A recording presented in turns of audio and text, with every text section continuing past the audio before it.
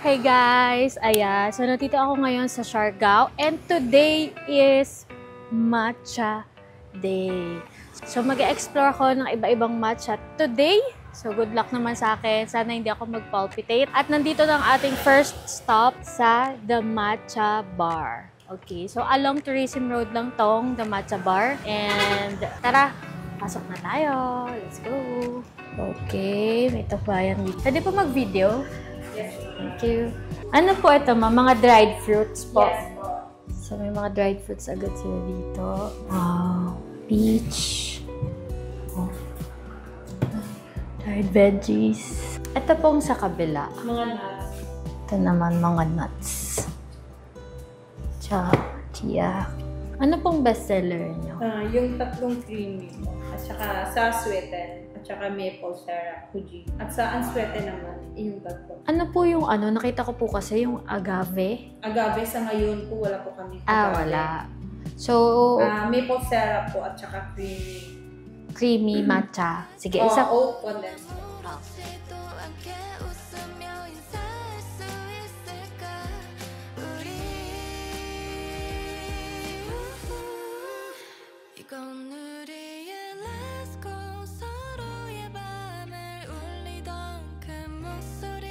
Try ko mag-whisk. Pabilog lang po. Zigzag.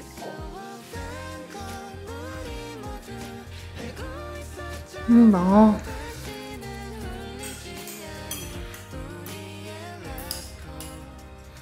Okay, ito na aking first matcha. So, itong creamy matcha. May ano siya, condensed and oat milk. Ito ay 270 pesos. Ala, ang sarap.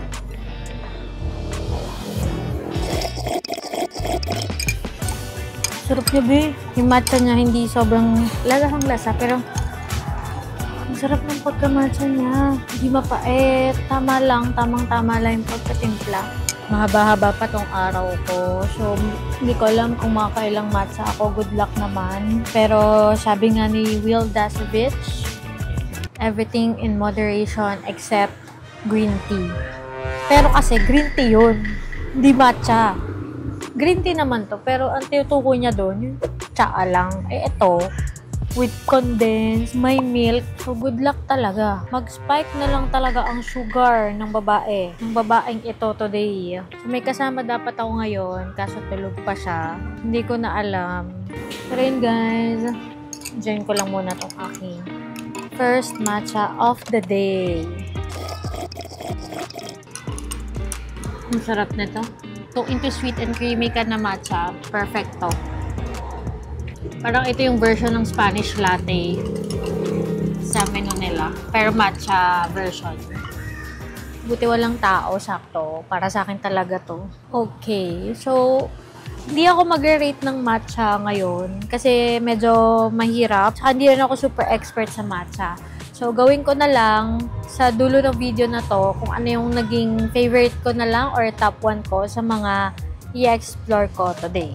Okay? Okay. Okay, aside dito, meron din pala silang mga bangko doon. So, yeah. Pwede din dyan. And, ayan lang. See you sa ating next stop.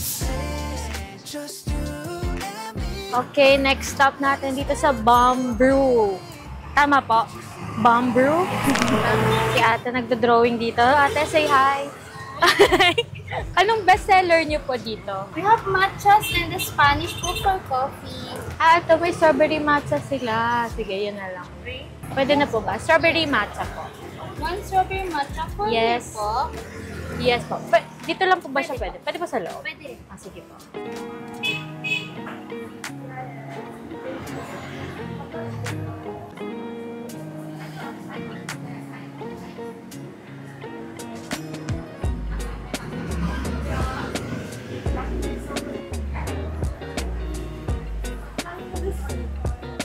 Perfect!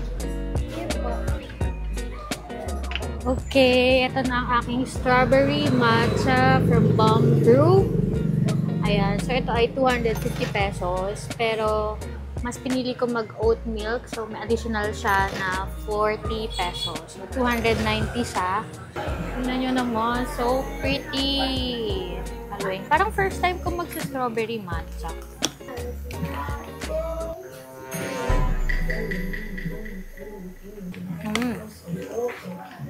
Haluin ko pa. Ang sarap ng kick ng asim ng strawberry. Sarap. Yes. Kung prefer mo yung matcha mo, milky or creamy, hindi ito yon. Pero kung gusto mo ng may tamis pero asim din at the same time, ito yon. Ang para sa'yo.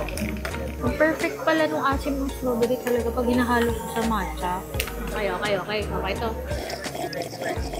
Parang naging sweetener din itong mismong matcha, yung strawberry.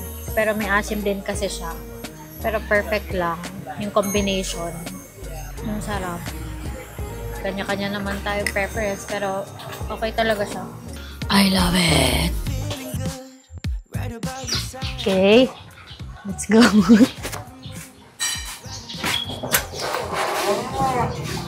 Isa pong matcha latte. Ice po. Iced po. Regular milk lang. Oat milk po.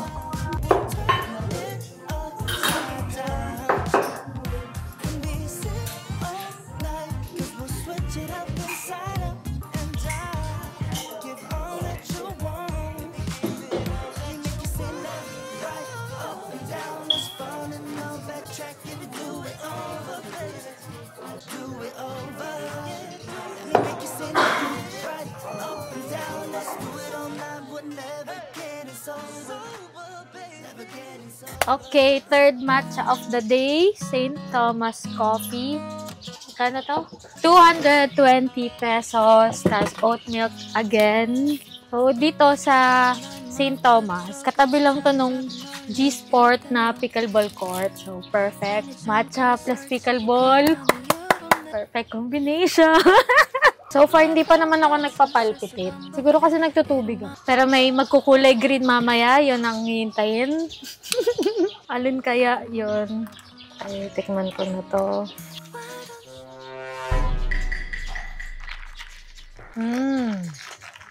Fairness. Sa tatlong matcha na nainom ko today, ito yung pinaka-light. Yung lasa. Hindi rin siya sobrang creamy. Hindi siya sobrang tamis. Super light lang. Yung una kasi, yun yung pinaka-creamy. Siguro kasi dahil may condense. Yung second naman, kakaiba siya kasi may strawberry. Ito, matcha latte lang siya as is. Siguro ang nagpa-light din sa kanya yung oat milk. Pero okay to.